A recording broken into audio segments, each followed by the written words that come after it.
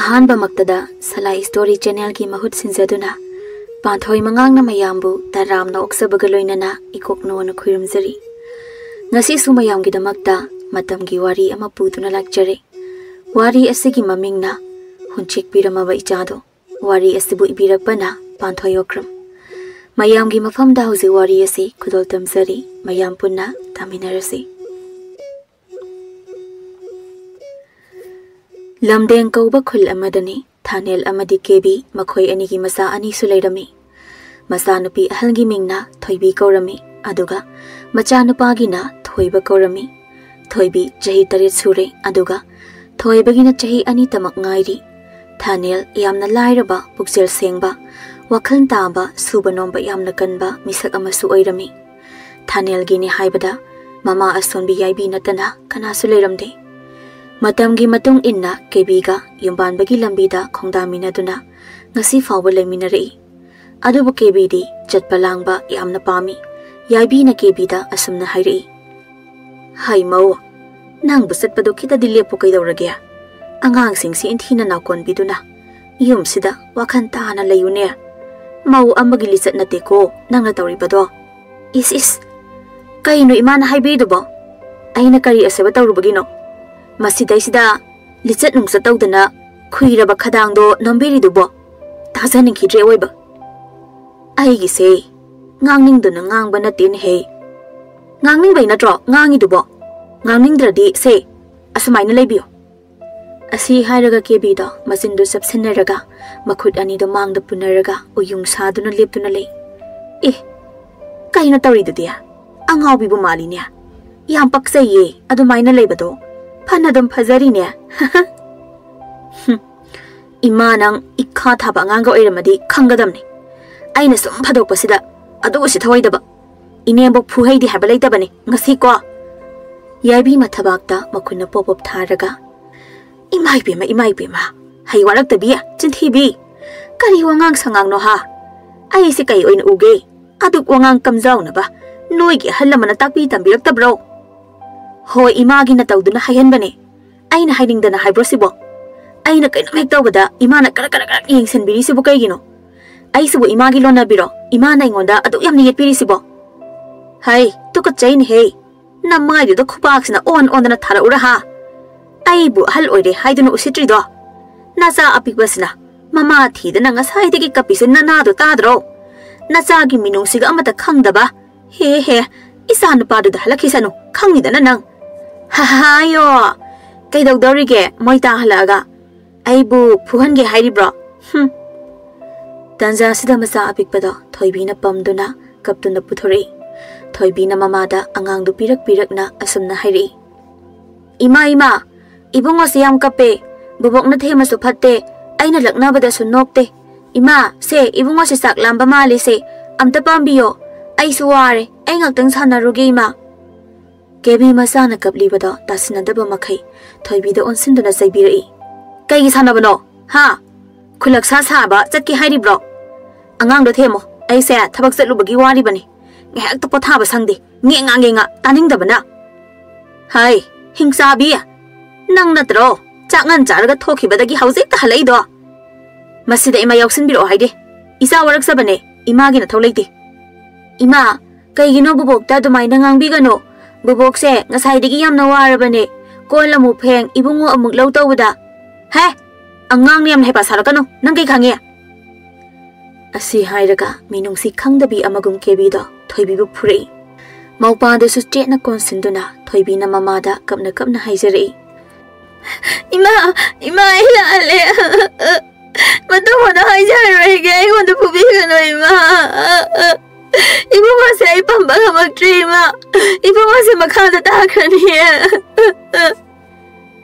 masugi matau du yengba ngamdraduna yaibi na yam sauna kebi bu laktuna singthoktuna mamai duda khubangna amuktang safukkan na thaduna chairi hai khangbra nang ha ai ama leisinang kai oinu i aduk minungsi khangdaba misaro ase ha nabuk thoki na sabo aduk nungsi haitaba hanubi nang gumana su aingonda khupang thaba sadana aduide nang su hauji aina na samdo khudang sida yelaga phuba tare he tanja sida thabak chatluba thanel su halaktuna ꯇꯧꯅꯔꯤꯕꯁꯤꯡꯗꯨ ꯎꯔꯗꯨꯅ ꯀꯦꯕꯤꯗ ꯈꯪꯂꯧ ꯂꯧꯔꯛꯏ꯫ ꯍꯩ ꯀꯦꯕꯤ, ꯀꯩꯅꯣꯝ ꯇꯧꯔꯤꯗꯣ?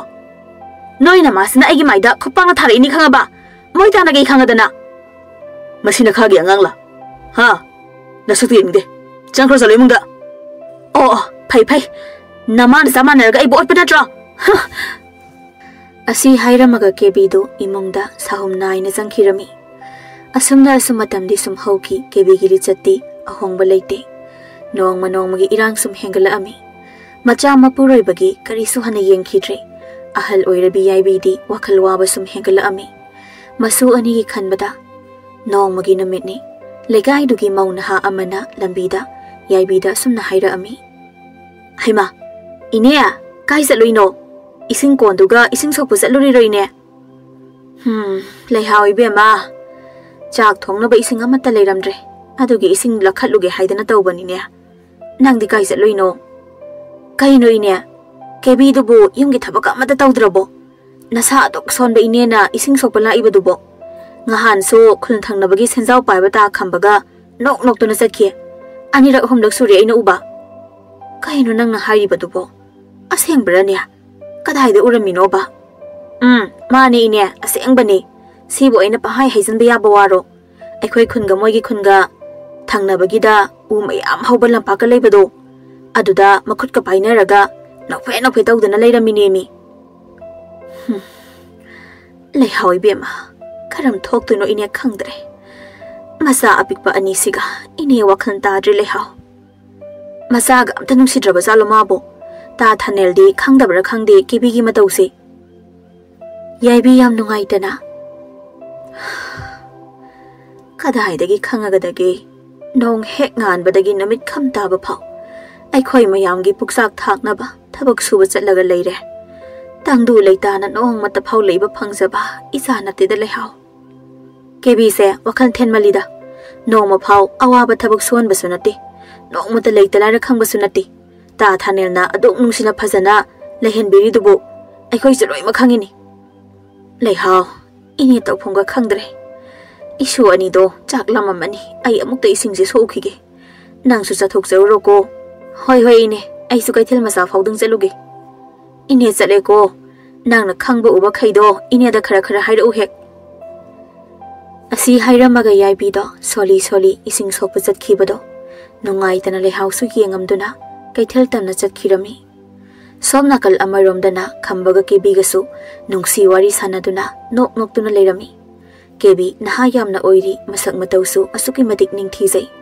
ꯑꯗꯨꯃꯛꯅꯁꯨ ꯂꯩꯁꯥꯕꯤꯅꯤ ꯈꯟꯗꯨꯅ ꯈꯝꯕꯒ ꯈꯪꯅꯔꯤꯕꯅꯤ꯫ ꯀꯦꯕꯤ, ꯅꯪꯅ ꯅꯁꯛꯁꯦ ꯑꯁꯨꯛ ꯌꯥꯝꯅ ꯐꯖꯔꯤꯁꯤ ꯀꯩꯒꯤꯅꯣ?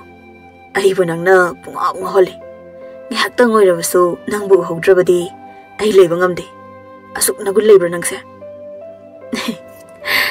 ꯑꯩ ꯍꯥꯏꯔꯦꯗꯅ ꯑꯗꯨꯕꯨꯗꯤ꯫ ꯑꯗꯨꯅꯕꯨ ꯍꯧꯖꯤꯛ ꯇꯥ ꯈꯝꯕꯒ ꯐꯝꯃꯤꯟꯅꯕ ꯐꯪꯉꯤꯕꯅꯤ꯫ ꯑꯩꯅ ꯁꯛ ꯊꯤꯕ ꯑꯃ ꯑꯣꯏꯔꯝꯃꯒꯕꯨ ꯇꯥ ꯈꯝꯕꯒ ꯍꯧꯖꯤꯛ ꯐꯝꯃꯤꯟꯅꯕ ꯐꯪꯉꯝꯈꯤꯗ꯭ꯔꯣ? ꯁꯛ ꯐꯖꯕꯗ ꯉꯥꯎꯕ ꯇꯥ ꯈꯝꯕꯒꯤꯗꯤ ꯁꯛ ꯐꯖꯕꯤ ꯑꯩ ꯂꯩꯔꯤꯕꯅꯤ꯫ ꯆꯨꯝꯃꯦ ꯑꯗꯨꯕꯨꯗꯤ꯫ ꯅꯁꯛꯀ ꯊꯤꯔꯝꯃꯕ ꯍꯟꯅ ꯌꯦꯡꯕꯤꯒꯗꯕ ꯅꯨꯄꯥ ꯅꯠꯇꯦꯍꯦ꯫ ꯑꯗꯣ ꯀꯩꯒꯤꯅꯣ ꯅꯪꯅ ꯍꯧꯖꯤꯛꯁꯨ ꯌꯨꯝ ꯄꯥꯟꯗꯅ ꯂꯩꯔꯝꯃꯤꯁꯤꯕꯣ? ꯅꯁꯛ ꯑꯁꯨꯛ ꯐꯖꯔꯒ꯫ ꯀꯦꯕꯤꯗꯣ ꯄꯥꯈꯠꯂꯞ ꯇꯧꯅ, ꯑꯩꯔꯣ? ꯀꯩꯅꯣ ꯅꯪꯅ ꯏꯄꯥ ꯄꯥꯈꯠꯄꯒꯤ ꯃꯑꯣꯡ ꯇꯧꯔꯤꯗꯨꯅ? ꯑꯩꯕꯣ ꯀꯩꯝ ꯇꯧꯗꯦ, ꯅꯪꯁꯨꯕ꯫ ꯑꯗꯣ ꯇꯥ ꯈꯝꯕ, ꯀꯩꯒꯤꯅꯣ ꯅꯪꯗꯤ ꯍꯧꯖꯤꯛꯐꯥꯎ ꯅꯨꯄꯤ ꯊꯤꯔꯝꯗ꯭ꯔꯤꯁꯦ? ꯑꯩꯕꯨꯔꯣ? ꯑꯩꯅ ꯈꯣꯏꯗꯥꯖꯕ ꯃꯁꯛ ꯐꯖꯕꯤ ꯅꯨꯄꯤ ꯐꯪꯗꯕꯒꯤꯅꯦ꯫ ꯑꯩꯒꯤꯗꯤ ꯑꯋꯥꯠꯄ ꯀꯩꯝ ꯂꯩꯇꯦ, ꯑꯗꯨꯅ ꯃꯁꯛ ꯐꯖꯕ ꯅꯨꯄꯤ ꯂꯧꯗꯕ ꯌꯥꯗꯦ ꯑꯗꯨꯒꯤꯅꯦ꯫ ꯑꯩꯅ ꯅꯪꯒꯤ ꯀꯩꯅꯣꯝ ꯄꯨꯔꯛꯏ, ꯅꯃꯤꯠ ꯎꯏꯁꯤꯜꯂꯣ ꯑꯝꯇ꯫ ꯀꯩ ꯄꯣꯠꯅꯣ? ꯃꯤꯠ ꯎꯏꯁꯤꯟꯗ꯭ꯔꯗꯤ ꯌꯥꯗꯕ꯭ꯔꯣ? ꯌꯥꯗꯦ, ꯀꯨꯏꯔꯣꯏꯌꯦ, ꯁꯠ ꯎꯏꯁꯤꯜꯂꯣ ꯑꯝꯇ꯫ ꯁꯤ ꯎꯏꯁꯤꯜꯂꯤꯁꯦ꯫ ꯈꯝꯕꯅ ꯃꯥꯒꯤ ꯐꯨꯔꯤꯠ ꯈꯥꯎꯗꯒꯤ ꯁꯅꯥꯒꯤ ꯂꯤꯛ ꯑꯃ ꯂꯧꯊꯣꯔꯛꯇꯨꯅ ꯀꯦꯕꯤꯒꯤ ꯉꯛꯁꯝꯗ ꯁꯤꯖꯤꯟꯕꯤꯔꯛꯏ꯫ ꯌꯥꯔꯦ ꯄꯥꯡꯊꯣꯛꯑꯣ꯫ ꯀꯦꯕꯤ ꯃꯃꯤꯠꯇꯨ ꯇꯞꯅ ꯄꯥꯡꯊꯣꯔꯛꯇꯨꯅ ꯃꯁꯥꯒꯤ ꯉꯛꯁꯝꯗ ꯇꯞꯅ ꯅꯥꯟꯗꯨꯅ ꯆꯦꯞꯊꯔꯒ ꯌꯦꯡꯉꯛꯄꯗ ꯁꯅꯥꯒꯤ ꯂꯤꯛ ꯑꯃ ꯁꯤꯗꯨꯅ ꯂꯩꯔꯝꯕꯗꯨ ꯎꯕꯗ ꯍꯔꯥꯎꯅ ꯈꯝꯕꯗ ꯌꯦꯡꯗꯨꯅ, ꯑꯌꯥ, ꯁꯅꯥꯒꯤꯔꯣ? ꯑꯩꯒꯤꯔꯣ ꯇꯥ ꯈꯝꯕ? ꯃꯥꯅꯦ꯫ ꯅꯪꯒꯤ ꯉꯛꯁꯝ ꯏꯍꯥꯡ ꯍꯥꯡꯕꯗꯨꯗ ꯑꯩꯅ ꯅꯨꯡꯉꯥꯏꯇ꯭ꯔꯗꯨꯅ ꯅꯪꯒꯤ ꯁꯥꯕꯤꯔꯛꯄꯅꯦ꯫ As I am Pamzari, Yam Nusi Takamanangse, I get Pamba, Yam Kambi Kandra di Gaino, Nang Juan Basorbu, any gay Kamwidino. So on the Nayai Biga Toy Bigana, Toy Bada, Mabuk Lambagi Kaman Baduda, Sena Bada, Tembada Awabam Oire, Toy Bana Kaman Baduda, Yum Tangnaba Combi Ready, Lacton Hangi. Inia, Toy Be, Kaidorgi Angang do Badam Capidubo. Ha, Combi Rebema, Nang Lapayam Pare, Ines Yam Wari Topom Kandi, say, Isunubase, Mabukam Tapito. Hai, Isu Toy Bia, Kadakadai, Toy Bado, Nane Combi Dam Tapusi. Nene, say, Ibungos Yam the Cape, Bubon Tem Suyadre, Aina Mayam so, Laknabane, don't cape. Kebi Latro, Mabupita Ludana, Madika is a craggy, Angangsina, Samnakapisi, Mabuta de Hebro. Yabi Tawaiwan and White and Hari. Combi Ray, Kangde Tabakni Hidunus at Kibani, Halakpasumayarabani, Nam Nabagangamde, Kizay Inedi. Inedi Bangal to solido. Tawai si amna waida. No isu kangi dungai. Aduinia. Moigi Matamgi mi kauraga Karangang Hanbadi Kamdoba. Angang si Sutongre. Toybia, se.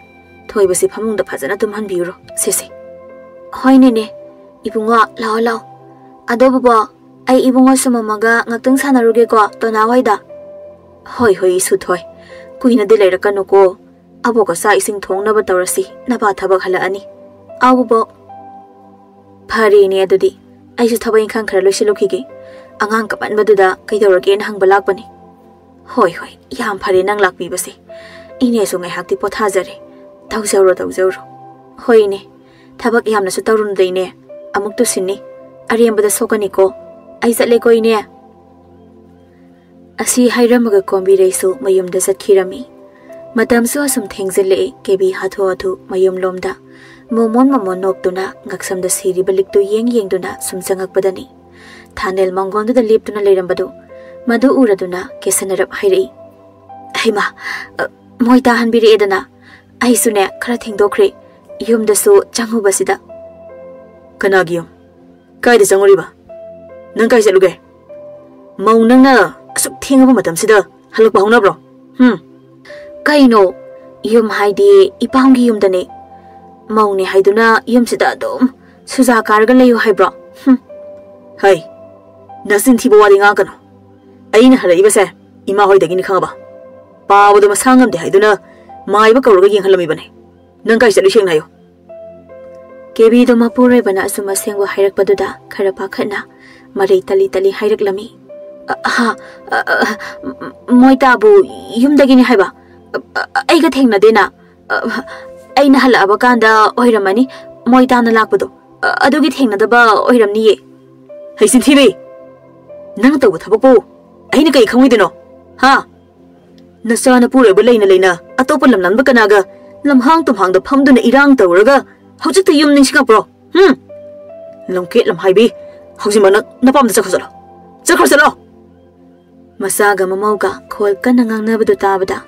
Yabido Mapanda, Soli Tolotuna. Hai, Kainun he. No boy Kaibugam at the Kandrabro. Yumlon Kairon Abataraga Kaini Kandarige. I am a lady, but no Bukai in Ugeha. Kebi's how Namanam the Onsinduna. Masagi a soybadi Kangzada. Yari Kange. Imasunga Saimakaina Sanapasida. In Sin Bayaba Maka in Silaga. How's it that a Pabisarkano, evening die? Kaino Haido. None Haido Kainoha. Nasagi Ramsati Warapangam Draga, Imada Osilidikagino. Kagino have any nung. Namana Sasangana, I want the Oliver Sekagino.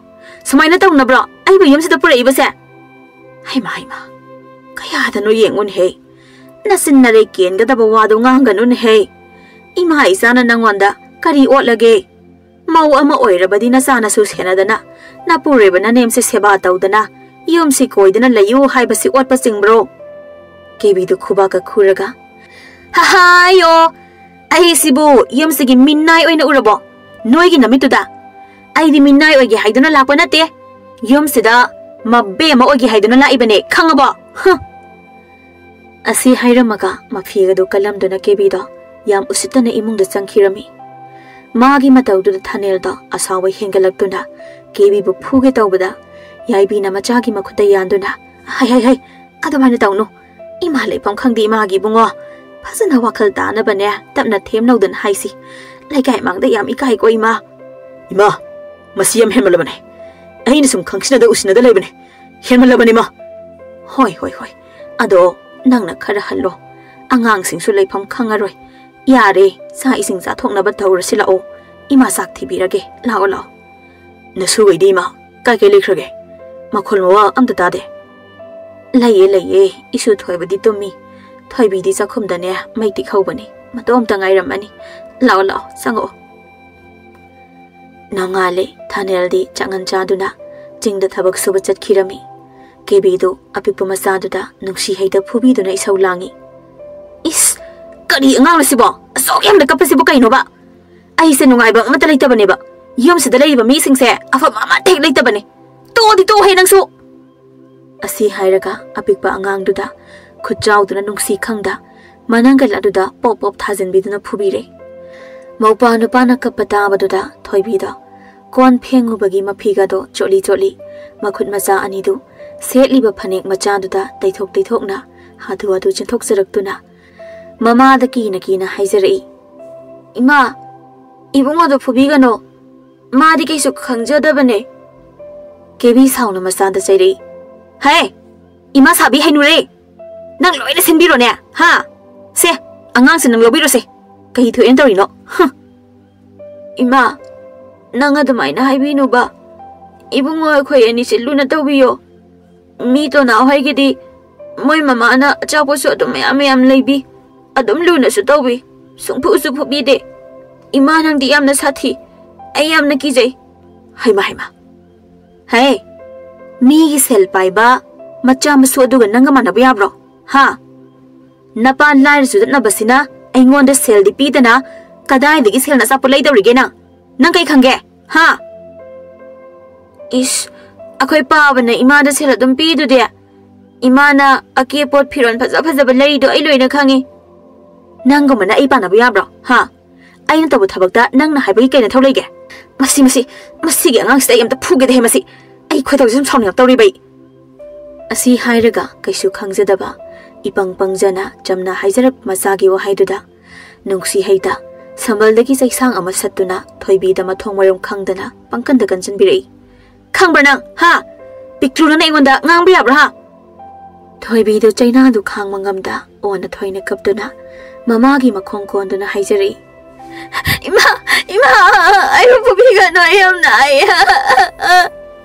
ima ai phubale po chaidana ai ma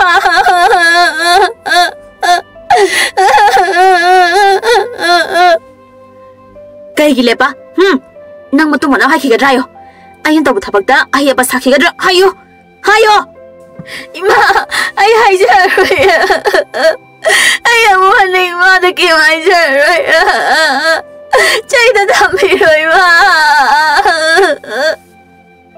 kombi rei do thoibi gi makeup to ta bangam draduna lakduna kebi da chairei kainan he kebi nang bo ngawra bro apikpa angang sida isi na khangba na te da yam phatta ba angang ni haipa yam saye adu bo ba angang na kai khangdawrige yengo angang se chaifam ngak ta ngai re yeng ba ngami bro nang bo khara ta sano masin mare yam na hele angang ni kai na yam phari dawri yom sida lari ba mi sing se afapam da leite thoi ba do kappa da loi re mi amda themo mi kai no kebi nang bo loina ma ha to ga phagada ba angang ngak ta ni hai kai no ne hai de ne nang bo Tanja da kaithel da potik ba chaluba yaibi do thongalam dagi changak padu obada thoibi du maboki manak ta sinsilak tuna mabok bu konduna hi launa kapai bubo imana bu ngosu bu biri ne ai su tu imana chaina ma yam kale ai am na ai bubo imana jam ki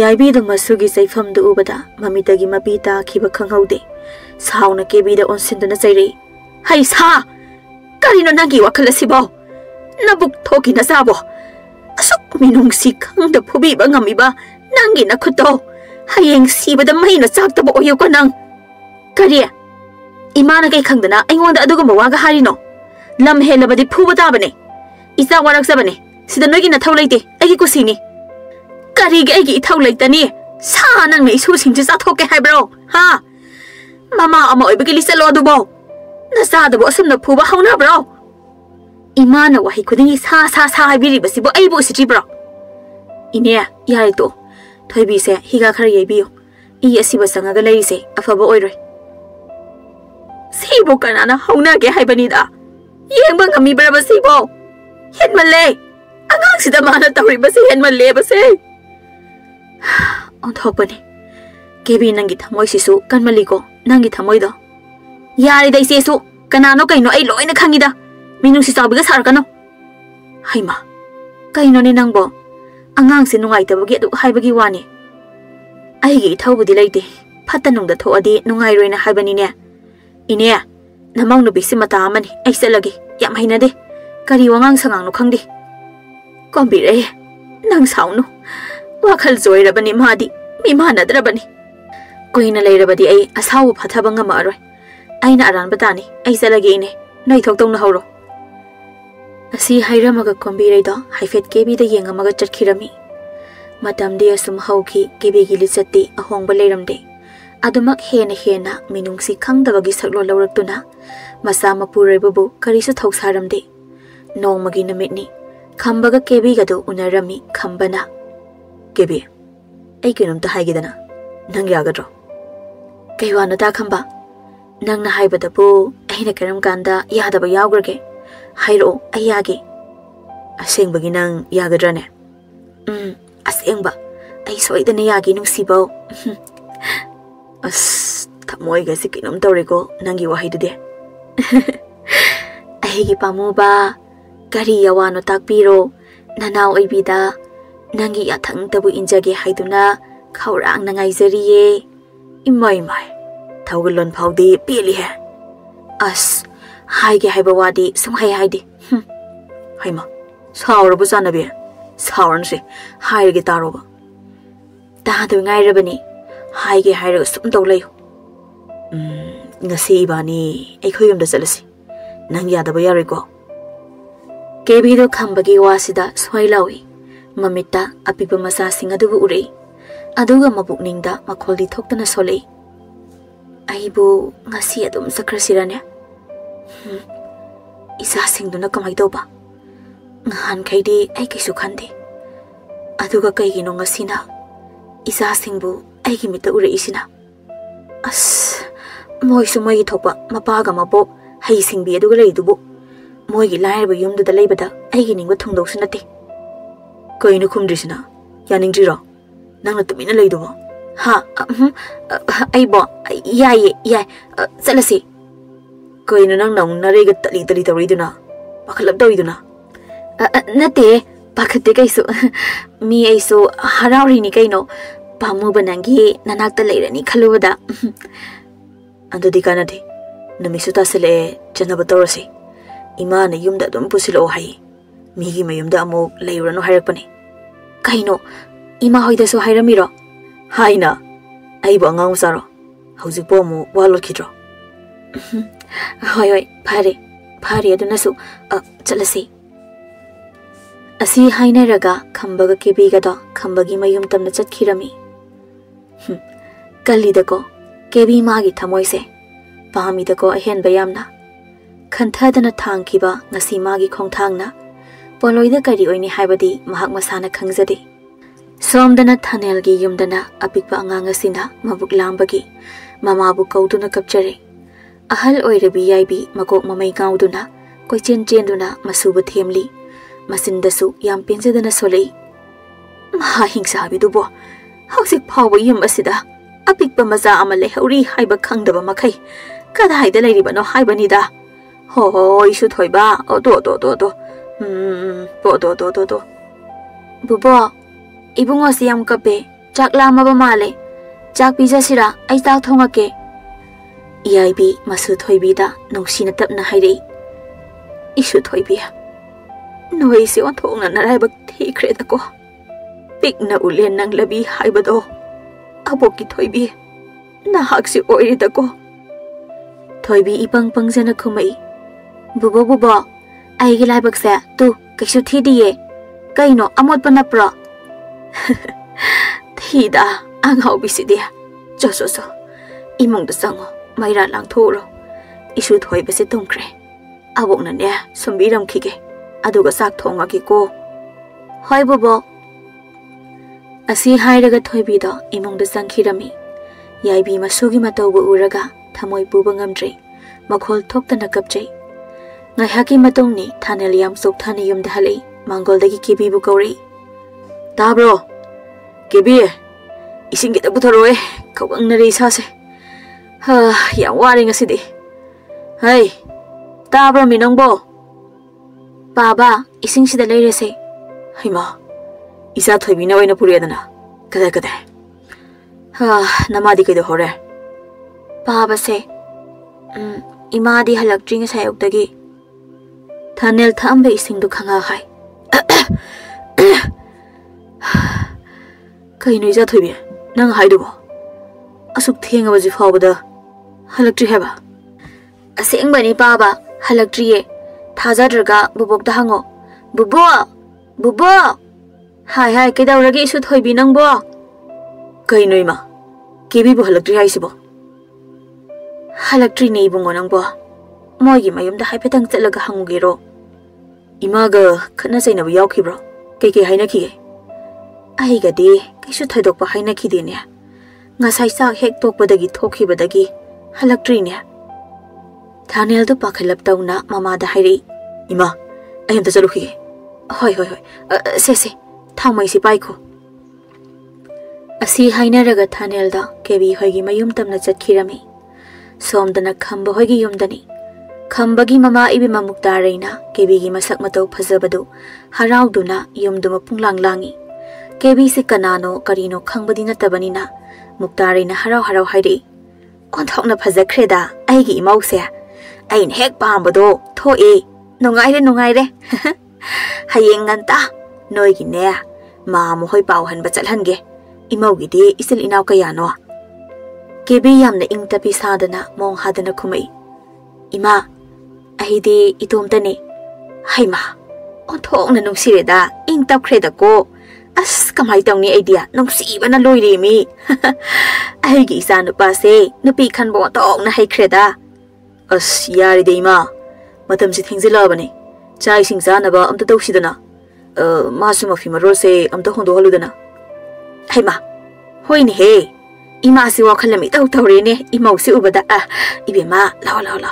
Imau gi pi phajaba ima na pige hongto lao. Hoi ima. Asi hainaraga makhoi punna imungda sangkhiduna harau tayambadana thaling asidi muktari gi imungse. Muktari napal wangbi mabuk lubini. Mapuroi badi nganna longa khre khulsida moi muksel paiba mi leite. Kebi gi asengba saktam khangakpadadi karibu thoagaba haibadadi kebi masasu khangzadri. Apikpa masa singdugi mahakari suna sungkhidre. Leiramiba khambagi yumbal du ubada. Somda kebi gi yumdani. Ya matha sana Thanel amadi kebi gi mama memtol amadi mapamunan makhoi punna wari sanare kebi gi mamana. Hausik bu kadai da thirudoino nati noibo khana zainabaga tawkhibro. Ima adugumbadi kaisu thadokpa leite. Aiso thabak sathobane halakpada leiramde. Nasu apikpa ani duga ima khak leirame. Isu thoibidi khara phare. Isu thoibidi kamda hori. Thanel thawai wana. Baji. Masu amuk toiba yam ka phori. Mabuk su lamba male. Chak pijaba yaba sunate. Ai wakhan tatre. Nati nangbo mana tawba thabak kari mata khangdabro. Phatanung daga thoaba zalaba. Hojik bo ikhoibo karino tawdoisibo. Nang su leitabana kanbanina thabak su chutaba yadabani. Wakhal yawmandeda aigi isa kebise. Pharima baji. Ahi amuk jasarukige. Imaduna su singduga kemda tofong khangamar. Ai hayeng amuk lakjarake. Phare chalo. Nang su wabana su loiramani. Thanel do kebi hoigi yumdagi wakhal mawan khanduna lakpana mayum yaukiba khangde. Imungda tapna matha sana changi. Yaibi na masagi masaktu ubada thawai wana hangai. Mahadi kaido hawiya laktabra. Kaigini haige mana mayumda chatlibadiya. Ima Mama tamak kauraga thanel da wa makha taba ngamdana leire. Yaibi amukasu hangai. Haima, kaigi ne haigi mi imagi bunga nangbo. Masa apik pasibu ningsing de haibra mabo. Kapada wari ni angang se. Ima, kibi da. Asonggi yum dasu lehaude. Ha, kaino haisibo. Adudi madi kadai de leiri ba huzuk phauba. Khangdi ma. Aisu wakan tadre. Angang sing di tumkraba. Isu thoibi di jak bijaraga tumhan kre. Isu thoibi di tummo yade. Mabuk lambagi ningai taurisini. Aigi isa singse. Onthok na marabak thikrade ma. Ahina lairaba oirabagi. Moibu phasana yengshin basungamtre. Ima. Aisi mapa moibada matik yamna chadre ko ima. Asi hairaga thanel da nupana tagumna mathamoi chakmanduna kablagli. Machagi matau sida mamana themjin biri. Hai angauba. Karigi aduk na bungning sondari bano. Thauna hangano. Hona bada lepkanu isa sidi. Nong manatraga nong madi isa gi sune. Masek mangal naiba punsi amadi oirakhini ye. Iyarise. Chakhara sa thora lao. Ima. Ai sak janingtre. Ai both haurage. Nasu singdu phasana yengbiro. Yade yadragadi hairo. Asi hairamaga thanel da waraba choktharaba haksang polang du puduna moigi kanda changkhirami. Mathangi namitni kebida moigi mayum mamampa gi maming hangduna pau hanbala ami. Khambagi mamaga lekai gi ahal aniga kebi hoigi thongal yoraduna changa ami. Lekai gi ahal amana. Yum sibu kana leibage. Mapalna do thokpiro. Kauri badu taraduna munandu thoklei. Leirami bami oising do ubada ingangakna. Kana kari thabaki kana hangbibano. Yum sibu ibe makebi hoigi. Hoi mane isa nupini. Kari haibigadaba. Mama aduna. Kainone sumdauba. Songi isa nupido. Aigi mak nupana ngarang se puduna laba. Adugi pau hanba laksabani. Kari haiba. Aduk usitawa. Lekai ahal aduna. Sagal pikino. Amta sagal pikino. Angang masel yana aduna laksabani. Yare, wa makata biragano. Ado ay delepiro. Ay, yum ama taksarake. Maduda oina paudu hanbiro. Lekai gi ahal aduna. Kaino takpiribo wafumdubo. Mafam si ibe makebi hoigi yumni haibibadaine. Hana wairame. Hausti natre. Oidre. Yum sidagi mak sikre. Amuk hana khongdarapa yarare. Asengu mafamdo haizarake. Aduda oina lengbiro. Asi haiduna munana thanel hoigi ming leifam takiduna chatkirami. Laami khamba hoigi mi singdo ingangakna wa makha taba ngamdraduna chatkirami. Ngasai makhai ngangnari badu tarambi memtondo mapalda tholaktuna sauna mapurebada asumna hairami. Karino tariba pausibo. Munana yamna sauna. Mama mapagi sat yonbi masa. Waraktabi ahen mapambi. Mahak amukhana yum asida. Magi khongbulan tahanba yarai. Karigumba aina hairiba wasida thoi usitaba thabak tawramabadi nangsu aiba phate hainuko. Onthokna wakhal thenkhreda ko aigi isa se. Karino imagi be manangna tawriba asibo ibo. Onthokna pangkhreda ko imagi kebi nang sibo. Somdana ahal singdo thanel gi yum yoraktuna sumangda lepladuna. Yum sibu mi leibro. Mapalda mukta thokpiroba. Mama aduna. Tada. Karino toriba matausibo. Ai wakhan tadre. Sidana muk kari kamaina hairpa. Thanel do mapalda tupak tuphai channa tamna tholaktuna tingak mai ngakna hangai. Khura sing kai habigadaba. Kai thabaki. Mama aduna. Ibungo, yum sibu ibe makibi hoigi oibirabra. Mane. Aina magi mapurebane. Kaidabu yauge. Kari haige. Ha. Kaino haisibo. Mahapu mauro. Mane. Kaidaruge khura. Leikaigi haladuna. Kari matau no ibungo. Ibungo sumdawani. Ibe makibi do. Sida lepiba nang khurase. Magi mamak nupa khamba kauba male. Masa yana duna ngarang laaba. Adugi pau hanba laksabani. Ha. Kebibo.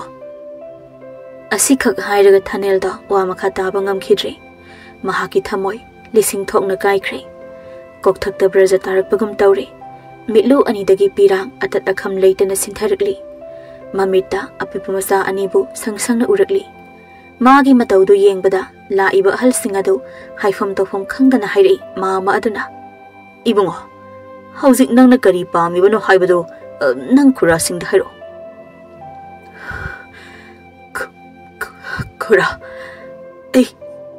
ai ba kari hayo haibano aina lairaba misha koirubana magi maning thungan bangam khitri adumangna magi nungaigadaba mafam khandana masana pamna jaba lambini aina mu kari hairone lekai gi haladuna ibungodi kana kana leibana yumsida imaga iga isa apipa aniga maga leirambani khura adugo hojikti mahakti mafamsida leitre mama aduna kari haiba apikpa angangani su leiraba leire khura asi hairaga thanelna mama bu kauri ima amda tholo isa thoibiga su puthokpiro imongda masu anibu senaduna leirambi yaibi so masu anibu puduna thoglei thoibadi mama bu thibagi kapana su loire amuk toiba tafum khangdana yaibina hai kaidawre haima kana no ibungo khoidi du khura aigi isa ngaktane ani se sina aigi imane ahal singdo angang singdo ubada mamitagi mapita kiba khanghaude oiriba phibam sida kari haini kari ngangni kanamta khangnadre wari khangjadriba yaibina amuka su hangai ibungo noibu kari thabaki lakpano phi angawa seli singduga kadai da chatoino mafam onarabra kanada chatkadabano lekai ahaladuna sumdobani idaima hainekta kaujarake aikhoisu hanadi khangjathe idaimagi imaudo ngarang aikhoigi angang amaga masa yanaduna aikhoigi angangduna puduna lai adugi paw hanba chacharure ibema kebi hoigi yumda magi mapa ibungoduna somda chalu haiduna lakjabani khangdabani na aikhoisu lakjare aikhoibu amukta ngakpiyu idaima yaibi hairakliba wada tabada tu sungkhiba khangaude karinone tariba oiriba matausibo he taibang semba mapu nanai bulau sinbirogaba isu ani sina karamna tawdawribano nanai khangjadre angang sina ngarang dagi mabuk lamduna kapli aduga mama aduna itaima nanawai khoi kari tawjo haibano haibadu haibiro ibungogisu apamadu takbiro thanel makhulona duna ahal singa duda yengna mapita na hairi khurasing aigi maikei dagi karisu hainingai leijadre khura hoina thokpa sina phani haibado tawbiro aduga mana khura mapokshimagi maga maridi tanare haina tambiyo amukhana aigi lairaba sangai sida lamchat naidabi magi khongda famdi pirai haina su haibiyo ibungo sing isana haibasu haibani lairare haiduna mabu noongmata chingsara ama phawba thihanba nate isa thagatbagi wasu nate isa hanupana awat amata khanganda mahabudi thambani adubu mi oiba haiba ikhoise asau aram sina manghanbani aigi araiba kharada penthokpa ngamdabagi masagi nungaina balambi thijakhibani pikliba masa sidagi maru oi haiduna mana chatkhibani aikhoina karisu athingba pijaroi mama oibi aikhoina higliba se isa singidamakni phana warabasu khongpham chena lepkadabani khongpham chena lepangamdabi madi leijarasanu mana leiningba maphamda mama aduna phari daima adudi wasi makhata ningai leitre aikhoi so muk chacharukhige mabu hana mauni haina khangamabadi aikhoi na ngasi chopai kaiba nangi basi nangamdabasu yabane Pare, ꯑꯩꯈꯣꯏ ꯑꯃꯨꯛ ꯊꯣꯛꯂꯨꯈꯤꯒꯦ ꯏꯇꯩꯃ, ꯏꯕꯨꯡꯉꯣ. ꯑꯁꯨꯝꯅ ꯍꯥꯏꯅꯔꯒ ꯂꯥꯛꯑꯝꯃꯤꯕ ꯑꯍꯜꯁꯤꯡ ꯑꯗꯨꯁꯨ ꯆꯠꯈ꯭ꯔꯦ. ꯌꯥꯏꯕꯤꯒ ꯊꯥꯅꯦꯜꯒꯁꯨ ꯀꯔꯤꯕꯨ ꯍꯥꯏꯅꯤ ꯀꯔꯤꯕꯨ ꯇꯧꯒꯅꯤ ꯈꯪꯗꯅ ꯑꯉꯥꯡꯁꯤꯡ ꯑꯗꯨꯗ ꯌꯦꯡꯅ ꯄꯦꯟꯖꯗꯅ ꯊꯋꯥꯏ ꯆꯥꯛꯅ ꯂꯩꯍꯧꯔꯦ. ꯁꯣꯝꯗ ꯑꯍꯜꯁꯤꯡ ꯑꯗꯨꯁꯨ ꯃꯌꯨꯝ ꯌꯧꯔꯛꯇꯨꯅ ꯃꯨꯛꯇꯥꯔꯩꯗ ꯋꯥꯔꯝ ꯄꯨꯝꯕ ꯊꯝꯃꯛꯏ. ꯋꯥꯔꯤꯗꯨ ꯇꯥꯕꯗ ꯃꯨꯛꯇꯥꯔꯩ ꯑꯃꯗꯤ ꯈꯝꯕ ꯁꯥꯎꯕꯅ ꯃꯩ ꯍꯧꯔꯦ. ꯈꯝꯕꯒꯤ ꯃꯥꯃꯅ ꯊꯦꯝꯖꯤꯟꯗꯨꯅ ꯋꯥ ꯈꯔ ꯍꯥꯏꯔꯛꯏ. ꯏꯆꯦ, ꯍꯧꯈ꯭ꯔꯕꯗꯤ ꯍꯧꯈ꯭ꯔꯦ. ꯍꯧꯖꯤꯛꯇꯤ ꯅꯨꯄꯤꯁꯤ ꯂꯧꯁꯤꯟꯕ ꯇꯥꯕꯅꯤ. ꯑꯩꯕꯨ ꯑꯁꯤꯕꯨ ꯀꯃꯥꯏꯅ ꯃꯧ ꯑꯣꯏꯅ ꯌꯨꯝꯁꯤꯗ ꯊꯝꯗꯣꯏꯅꯣ? ꯏꯃꯥꯒꯤ ꯏꯕꯨꯡꯉꯣ ꯅꯪꯕꯨ ꯍꯥꯟꯅ ꯀꯔꯤꯃꯠꯇ ꯈꯪꯍꯧꯗ꯭ꯔꯕ ꯕꯍꯥ? ꯃꯁꯛ ꯃꯇꯧ ꯐꯖꯔꯦ ꯍꯥꯏꯗꯨꯅ ꯀꯔꯤꯕꯨ ꯀꯥꯟꯅꯗꯧꯔꯤꯒꯦ? ꯑꯩꯗꯤꯕ ꯏꯁꯥꯁꯦ ꯄ꯭ꯔꯣꯛ ꯄ꯭ꯔꯣꯛ ꯄ꯭ꯔꯣꯛ ꯆꯥꯛꯏꯗꯀꯣ ꯑꯩ. ꯃꯁꯝꯁꯦ ꯈꯨꯗꯥꯡ ꯌꯦꯠꯂꯒ ꯍꯥꯏꯗꯠꯂꯨꯁꯤꯔ ꯈꯪꯗꯦꯅꯦ ꯑꯩꯕꯣ. ꯀꯩꯅꯣꯗ ꯏꯆꯦ, ꯑꯗꯨꯝꯅ ꯇꯧꯕ ꯌꯥꯕ ꯅꯠꯇꯦ. ꯂꯩꯀꯥꯏꯅ ꯀꯔꯤ ꯍꯥꯏꯅꯈꯤꯒꯗꯧꯔꯤꯒꯦ? ꯑꯩꯗꯤ ꯌꯥꯝ ꯄꯦꯟꯗꯦꯗ. ꯃꯆꯤꯟꯁꯦ ꯊꯤꯗꯅ ꯂꯩꯁꯥꯕꯤ ꯁꯥꯔꯒ ꯌꯨꯝꯁꯤꯗ ꯃꯧ ꯃꯥꯅ ꯂꯥꯛꯏꯕꯅꯤꯅꯦ. ꯈꯝꯕꯅ ꯑꯩꯁꯦ ꯄꯪꯈ꯭ꯔꯦꯗꯀꯣ. ꯍꯧꯖꯤꯛꯇꯗ ꯄꯦꯟꯗꯕ ꯐꯥꯎꯔꯛꯄ꯭ꯔꯥ? ꯍꯥꯟꯅ ꯀꯅꯥꯅꯣ ꯀꯔꯤꯅꯣ ꯊꯤꯒꯠꯄ ꯌꯥꯗꯕ꯭ꯔꯥ ꯅꯪꯕꯣ? ꯍꯥ? ꯌꯦꯡꯅꯤꯡꯗꯦ ꯅꯪꯁꯨ. ꯏꯆꯦ, ꯍꯧꯖꯤꯛ ꯑꯗꯨꯒꯤ ꯃꯇꯝ ꯅꯠꯇꯦ. ꯀꯩ ꯇꯧꯁꯤꯒꯦ ꯍꯥꯏꯗꯨ ꯇꯥꯟꯅꯁꯤ. ꯑꯁꯣꯝꯒꯤ ꯅꯨꯄꯥ ꯃꯌꯨꯝꯗꯒꯤꯁꯨ ꯃꯣꯏꯒꯤ ꯑꯍꯜꯁꯤꯡꯅꯁꯨ ꯁꯣꯝꯅ ꯊꯣꯛꯄ ꯇꯧꯈ꯭ꯔꯣ ꯍꯥꯏꯔꯛꯑꯕꯅꯤ. ꯀꯔꯤꯕꯨ ꯇꯧꯗꯧꯔꯤꯒꯦ? ꯋꯥꯔꯛꯇꯕꯤꯁꯤꯕꯣ ꯃꯤꯅꯥꯏ ꯑꯣꯏꯅ ꯌꯨꯝꯁꯤꯗ ꯊꯝꯕ ꯇꯥꯕꯅꯦ. ꯃꯧ ꯑꯣꯏꯅꯒ ꯊꯝꯕꯗꯤ ꯑꯩꯗꯤ ꯉꯝꯃꯣꯏ. ꯗꯥꯎ ꯊꯨꯝ ꯌꯥꯔꯣꯏ. ꯂꯩꯀꯥꯏ ꯃꯤꯅꯒ ꯈꯪꯉꯒꯅꯦ ꯑꯩꯁꯤꯕꯨ ꯀꯔꯤꯅꯦ ꯍꯥꯏꯅꯈꯤꯒꯗꯧꯔꯤꯅꯣꯕ? ꯑꯁ ꯑꯩ ꯊꯧꯔꯝ ꯑꯃꯗꯤ ꯄꯥꯡꯊꯣꯛꯇꯕ ꯌꯥꯔꯣꯏ ꯏꯆꯦ. ꯃꯃꯤꯡꯇꯒꯤ ꯑꯣꯏꯅ ꯄꯥꯡꯊꯣꯛꯅꯕ ꯇꯧꯁꯤ. ꯃꯥꯃ, ꯑꯩ ꯑꯗꯨ ꯉꯝꯃꯣꯏꯗ. ꯑꯩ ꯃꯥꯕꯨ ꯂꯧꯁꯤꯟꯕ ꯉꯝꯃꯣꯏ. ꯑꯩ ꯃꯤꯒꯤ ꯂꯨꯈꯛ ꯂꯧꯕ ꯉꯝꯃꯣꯏ. ꯍꯩ ꯑꯗꯨ ꯌꯥꯕ ꯅꯠꯇꯦ. ꯅꯪ ꯅꯁꯥꯅ ꯄꯨꯔꯛꯄ ꯅꯠꯇ꯭ꯔꯣ? ꯍꯥ? ꯍꯩ ꯑꯗꯨ ꯌꯥꯕ ꯅꯠꯇꯦ. ꯅꯪ ꯅꯁꯥꯅ ꯄꯨꯔꯛꯄ ꯅꯠꯇ꯭ꯔꯣ? ꯍꯥ? ꯍꯦ ꯑꯗꯨꯒꯁꯨ ꯂꯧꯁꯤꯟꯕ ꯉꯝꯃꯣꯏ ꯀꯥꯏꯅ ꯆꯠꯅꯕ ꯌꯥꯕ ꯋꯥ ꯉꯥꯡꯉꯨꯀꯣ. ꯑꯁ ꯏꯃꯥ, ꯑꯩ ꯇꯥꯅꯤꯡꯗꯦꯀꯣ. ꯃꯁꯤ ꯄꯨꯝꯅꯃꯛꯁꯦ ꯅꯪꯅꯅꯤ. ꯈꯝꯕꯅ ꯐꯅ ꯉꯝꯗ꯭ꯔꯕꯁꯨ ꯎꯄꯥꯏ ꯂꯩꯇꯦ. ꯑꯗꯨꯃꯛ ꯀꯦꯕꯤꯒ ꯈꯝꯕꯒ ꯃꯃꯤꯡꯇꯒꯤ ꯑꯣꯏꯅ ꯂꯩꯀꯥꯏ ꯑꯍꯜ ꯑꯃꯅꯤ ꯇꯧꯔꯒ ꯂꯨꯍꯣꯡꯉꯦ ꯍꯥꯏꯕꯒꯤ ꯂꯥꯏꯒꯤ ꯊꯧꯔꯝ ꯈꯛꯇꯃꯛ ꯇꯧꯔꯒ ꯂꯣꯏꯁꯤꯟꯈꯤꯔꯝꯃꯤ. ꯃꯇꯝꯗꯤ ꯑꯁꯨꯝ ꯍꯧꯈꯤꯕꯅ ꯊꯥ 9 ꯐꯥꯔꯛꯂꯦ. ꯀꯦꯕꯤ ꯂꯨꯍꯣꯡꯕ ꯅꯨꯃꯤꯠꯇꯒꯤ ꯉꯁꯤ ꯐꯥꯎ ꯍꯔꯥꯎ ꯅꯨꯡꯉꯥꯏꯅ ꯂꯩꯕ ꯉꯝꯂꯝꯗꯦ. ꯃꯨꯛꯇꯥꯔꯩ ꯑꯃꯗꯤ ꯈꯝꯕꯅ ꯃꯤ ꯑꯣꯏꯅ ꯊꯥꯕꯤꯔꯝꯗꯦ. ꯃꯤꯅꯥꯏ ꯑꯃꯒꯨꯝꯅ ꯁꯤꯖꯤꯟꯅꯕꯤꯔꯝꯃꯤ. ꯅꯣꯡꯃꯒꯤ ꯅꯨꯃꯤꯠꯅꯤ. ꯃꯨꯛꯇꯥꯔꯩꯅ ꯀꯦꯕꯤꯕꯨ ꯁꯥ ꯁꯟꯗ ꯉꯥꯡꯕꯒꯨꯝꯅ ꯉꯥꯡꯕꯤꯔꯝꯃꯤ. ꯍꯩ ꯃꯤꯅꯥꯏ ꯅꯨꯕꯤ, ꯊꯕꯛ ꯑꯃ ꯇꯧꯕꯗ ꯅꯪꯅ ꯑꯁꯨꯛ ꯌꯥꯝꯅ ꯏꯁꯨ ꯇꯥꯗ꯭ꯔꯤꯕꯁꯤ ꯀꯔꯤꯒꯤꯅꯣ ꯍꯥ? ꯅꯊꯤꯕꯣꯡꯗꯣ ꯕꯣꯔꯥ ꯆꯥꯁꯤꯟꯕꯗꯨ ꯈꯇꯪꯂꯣ ꯅꯪꯅ ꯍꯩꯔꯤꯁꯦ ꯍꯥ? ꯀꯦꯕꯤ ꯀꯤꯔꯞꯅ ꯍꯩꯗꯣꯛꯏꯕ ꯃꯣꯔꯣꯛꯇꯨ ꯈꯨꯖꯤꯟꯅ ꯈꯨꯝꯃꯛꯏ. ꯏꯃꯥ, ꯑꯩꯅ ꯅꯁꯪꯅ ꯇꯧꯗꯕꯒꯤ ꯅꯠꯇꯤꯌꯦ. ꯃꯈꯥ ꯊꯪꯕꯒꯤ ꯍꯧꯗꯣꯡ ꯑꯃꯨꯕꯤꯅ ꯆꯣꯡꯈꯠꯂꯛꯄꯗ ꯇꯧꯔꯤꯅꯦ. ꯍꯩ, ꯇꯥꯅꯤꯡꯗꯦꯅꯦ ꯆꯤꯟꯊꯤꯕꯤ. ꯅꯇꯥ ꯇꯧꯅꯨ. ꯅꯪꯕꯨ ꯁꯨꯝ ꯂꯦꯝꯅ ꯊꯥꯛꯀꯗꯕ ꯅꯠꯇꯦ. ꯃꯤꯅꯥꯏꯅꯦ ꯏꯁꯦ ꯅꯁꯥꯅ ꯈꯪꯖꯗꯕ꯭ꯔꯣ? ꯍꯥ? ꯀꯩꯒꯤꯅꯣ ꯏꯃꯥꯅ ꯑꯩꯕꯨ ꯋꯥꯍꯩ ꯈꯨꯗꯤꯡꯒꯤ ꯃꯤꯅꯥꯏꯅ ꯁꯨꯝ ꯍꯥꯏꯕꯤꯔꯤꯁꯤꯕꯣ? ꯑꯩꯁꯨ ꯃꯤꯅꯤ ꯏꯃꯥ. ꯃꯤꯅꯥꯏ ꯅꯪꯕꯨ ꯃꯤꯅꯥꯏ ꯍꯥꯏꯗ꯭ꯔꯗꯤ ꯃꯄꯨꯅꯤ ꯍꯥꯏꯒꯦ ꯍꯥꯏꯕ꯭ꯔꯣ? ꯍꯥ? ꯍꯥꯏꯌꯣ. ꯅꯪꯕꯨ ꯃꯤꯔꯣ? ꯅꯕꯨꯛ ꯊꯣꯛꯀꯤ ꯅꯆꯥꯕꯨ ꯅꯨꯡꯁꯤꯕ ꯈꯪꯗꯕ ꯅꯪꯕꯨ ꯃꯤꯅꯤ ꯀꯥꯏꯅ ꯉꯥꯡꯖ ꯁꯥꯔꯤꯕꯗꯣ ꯅꯃꯥꯏꯗꯣ ꯏꯀꯥꯏꯗ꯭ꯔꯣ ꯍꯥ? ꯀꯦꯕꯤ ꯇꯞꯅ ꯁꯨꯝ ꯍꯥꯏꯔꯝꯕꯗꯒꯤ ꯌꯥꯝ ꯁꯥꯎꯅ ꯃꯆꯤꯟ ꯈꯨꯝꯃꯛꯏ. ꯀꯩꯅꯣ ꯏꯃꯥ? ꯑꯗꯨꯕꯨ ꯑꯩ ꯈꯛꯀꯤ ꯏꯔꯥꯜꯂꯣ? ꯅꯆꯥꯅꯨꯄꯥꯗꯨꯅ ꯇꯛꯄ ꯍꯦꯟꯃꯟꯕꯒꯤ ꯌꯥꯈꯤꯕꯅꯦ. ꯏꯁ ꯏꯃꯥꯏ ꯄꯦꯝꯃ. ꯃꯆꯤꯟꯒꯁꯦ ꯈꯨꯝꯗꯅꯒꯁꯨ ꯇꯧꯔꯤꯌꯦ. ꯍꯩ, ꯄꯨꯛꯁꯦ ꯂꯦꯞꯇꯕꯤ.